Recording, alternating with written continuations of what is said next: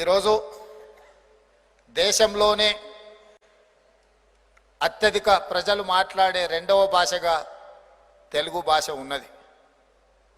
హిందీ మొదటి స్థానంలో ఉంటే చాలా మందికి గుర్తు చేయవలసిన అవసరం ఉన్నది తెలుగు భాష రెండవ భాష. దాదాపుగా 18 కోట్ల పైచిలకు తెలుగు ప్రజలు వివిధ రాష్ట్రాలలో వివిధ దేశాలలో ఉన్న ఈ దేశ రాజకీయాల మీద ఆ స్థాయిలో మనం ప్రభావితం చూపించలేకపోతున్నాము. దీనికి గల కారణాలను మనం విశ్లేషించుకోవాల్సిన అవసరం ఉన్నది. అదేవిధంగా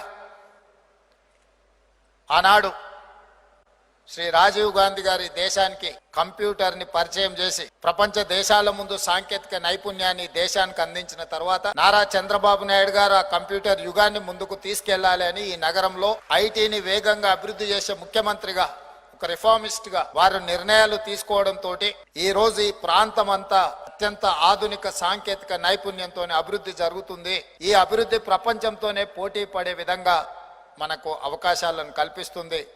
ఆర్థికంగా అభివృద్ధి పదం వైపు నడపడానికి ఉపయోగపడ్డది. అదేవిధంగా కొనసాగింపుగా వైఎస్ రాజశేఖర రెడ్డి గారు ఔటర్ రింగ్ రోడ్ కావచ్చు, అంతర్జాతీయ ఎయిర్పోర్ట్ కావచ్చు, ఐటీ ఫార్మా ఇండస్ట్రీస్లో ఇన్వెస్ట్మెంట్స్ కావచ్చు, ఇన్ఫ్రాస్ట్రక్చర్ ఇన్వెస్ట్మెంట్స్ కావచ్చు, వీటన్నిటినీ కొనసాగించి ఇంకా వేగంగా ముందుకు తీసుకెళ్లడంతో ఈరోజు హైదరాబాదు తెలంగాణ రాష్ట్ర ఆదాయంలో 65% ఇక్కడి నుంచే ఈ ఆదాయం వస్తుందంటే ఆనాటి ముఖ్యమంత్రులు తీసుకున్న నిర్ణయం.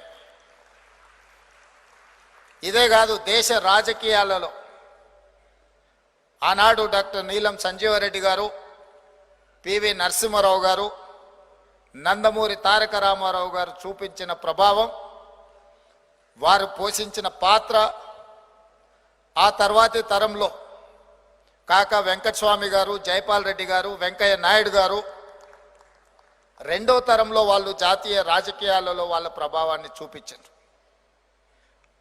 2-3 తరాలకు మధ్యలో చంద్రబాబు నాయుడు గారు, వైఎస్ రాజశేఖర రెడ్డి గారు ప్రభావాన్ని చూపించిన ఈరోజు వెనక్కి తిరిగి చూసుకుంటే జాతీయ రాజకీయాలలో తెలుగు వారి పాత్ర సన్నగిల్లిందని చెప్పి మనం ఈ వేదిక మీద చర్చించుకోవాల్సిన అవసరం ఉన్నది. సుప్రీంకోర్టు చీఫ్ జస్టిస్గా ఎన్వి రమణ గారు, ఉపరాష్ట్రపతిగా వెంకయ్య నాయుడు గారు, ఉత్తమ పార్లమెంటేరియన్గా జైపాల్ రెడ్డి గారు రాణించిన సందర్భాల నుంచి చట్టసభలలో తెలుగు వాళ్ళు మాట్లాడతారా ఎవరైనా చూద్దాము అని ఎదురు చూసే పరిస్థితులు ఈరోజు మనకు దాపురించినాయి. ఈరోజు ఐటీ రంగంలో, ఫార్మా రంగంలో ప్రధానంగా మన కోవిడ్ వచ్చిన సందర్భంలో మన యొక్క ప్రాధాన్యత ప్రపంచానికి తెలిసింది. ఈరోజు బల్క్ డ్రగ్స్ రంగంలో దేశంలో ఉత్పత్తి అవుతున్న బల్క్ డ్రగ్స్ 35% మన హైదరాబాద్ నగరం నుంచే మన తెలుగు వాళ్ళే ఉత్పత్తి చేస్తున్నారు అంటే ఇది గొప్ప గర్వకారణం మనకందరికీ.